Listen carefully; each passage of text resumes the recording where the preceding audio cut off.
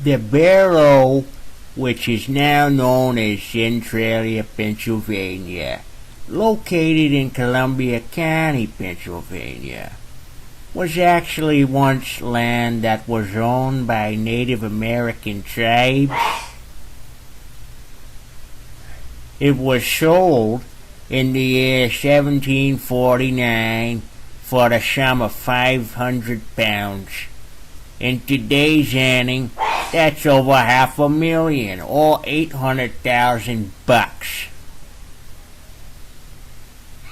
In 1793, this guy named Robert Morris, who fought in the Revolutionary War, purchased the land, or he acquired it, a third of it, and then he went bankrupt in 1798. He had to surrender his land to the Bank of the United States. Then Stephen Girard purchased Morris's land for $30,000, including some tracts east of the area that contain anthracite coal. And so there you have it, folks. That's a little bit of history on the origins of the town of Centralia, Pennsylvania. But you might ask yourself, what's it like today? Well, you're looking at it. It's completely desolated, has been ever since the early 1980s, when the state government enforced that everyone move out of their homes. In fact, only about 10 residents still remain, including the mayor.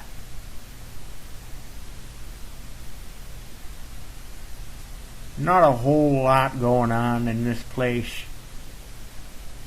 That young lad there is pointing out one of the remaining buildings on that far hillside, which is an old Catholic church, now abandoned.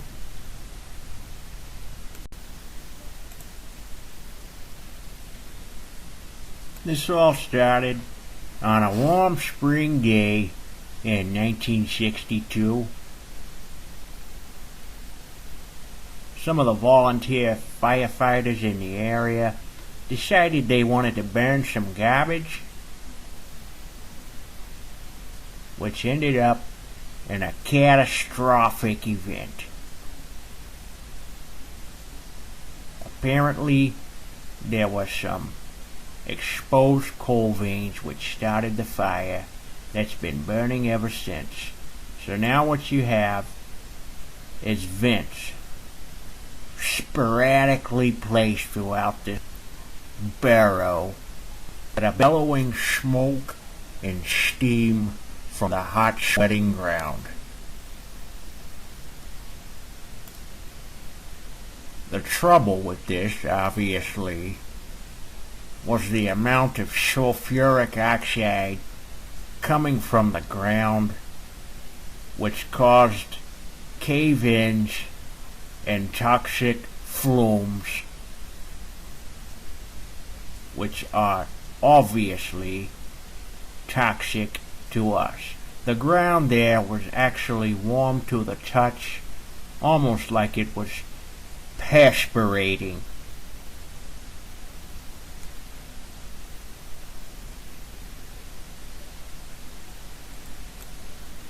So after this fire was ironically started by the fire department, they attempted to put it out, in which they believed they were successful, but as I said, they did not know the blaze had burned down a tunnel to the depth of 100 meters,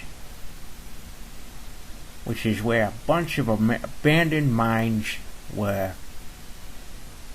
And that's how the great underground coal fire of Centralia started in the spring of 1962. After 2 additional attempts to put out the fire, one in 1979 and one in the 80s, the state eventually gave up, which caused them to force the residents to move from their homes, to sell their properties. In fact, the federal government gave the state of Pennsylvania a whopping sum to relocate the residents of Centralia.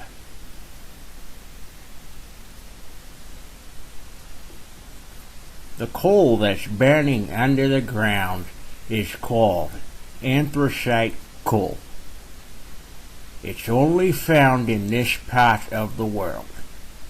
The thing that makes it different from other coal is that it's harder and it burns slower and longer than average coal, meaning that the estimated time that the remainder of the coal has under the ground in Centralia the coal under the ground in Centralia has to burn is estimated to be about 250 years.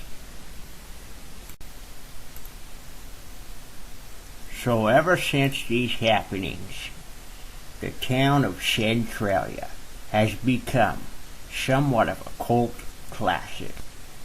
People from all over the world will flock here to get the first-hand look of the macabre story of this place.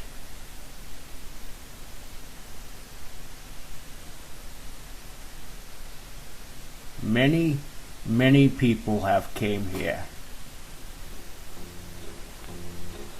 And for what?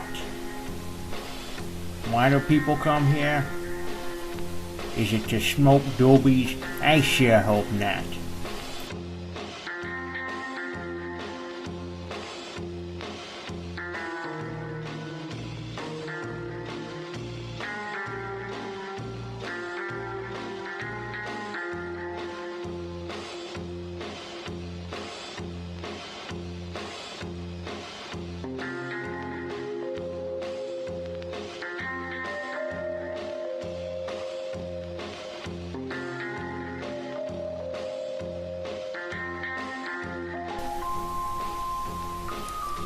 As you guys probably already know, Centralia has inspired many writers, such as Dean Koontz for Strange Highways, David Wellington for Vampire Zero, and also Avery, the screenwriter for Silent Hill. Well, we're getting closer now to the end of this video, and now's about the time I should say something intelligent, like, over the span of time that it once took man to tame nature, you clearly see how fast nature can rebound and take it right back. This used to be a town. It's all just a tug of war between man and nature.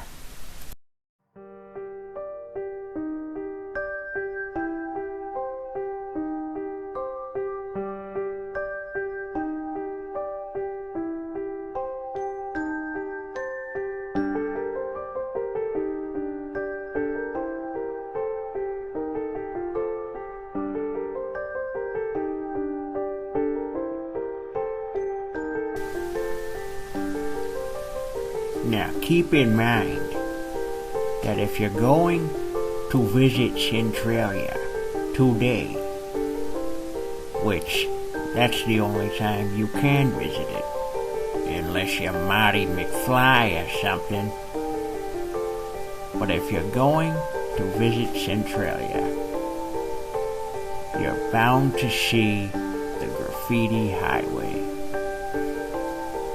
The lost, old, abandoned part of Highway 61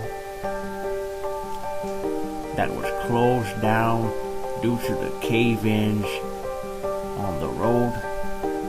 Make sure you stop by, pack a picnic, pack some warm clothes, and make a day out of it.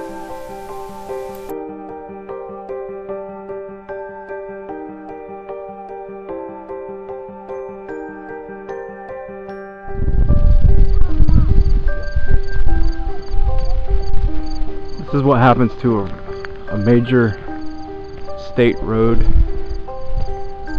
with 4 lanes when fire dwells underneath. Absolutely devastating. And I gotta say, put yourself in the place of the people that once lived in this town, having to pack up and move everything just from a simple mistake that someone made. What if you were born here, and this is all you ever knew? It's a small town. Could you imagine just having to pack up and leave everything behind? Your home, your land, the beautiful town that was once here.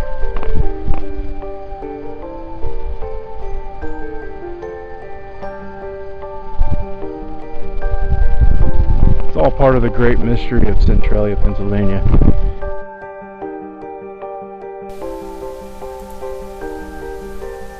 What my good friend is trying to tell you is that this place has gone straight to the crapper house.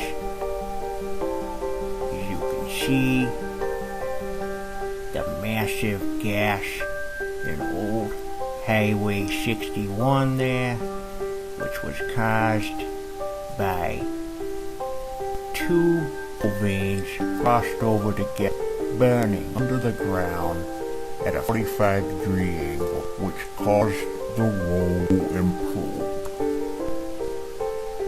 And as you can see now, it makes a very poor road, but a very great seat. And now, I'll give you some random facts about Centralia. Obviously, in the state of Pennsylvania, in the county of Columbia, it was settled in 1841, incorporated in 1866. The total area of the town is 0.2 square miles. In 2002, the United States Postal Service revoked Centralia's zip code, which was 17927. It's in the Eastern Standard Time Zone. The fire has been burning since 1962. Neighboring town is Ashland, Pennsylvania. The fire has enough fuel to burn for 250 years. The fire burns underground for over 400 acres and is spreading. In 1992, the state of Pennsylvania claimed all properties in the borough eminent domain and condemned all buildings. A lot of newer maps don't even show Centralia. Temperatures underground where the coal is burning are about 1100 to 1200 degrees Fahrenheit, and last but not least, there are roughly 450 acres burning in Centralia.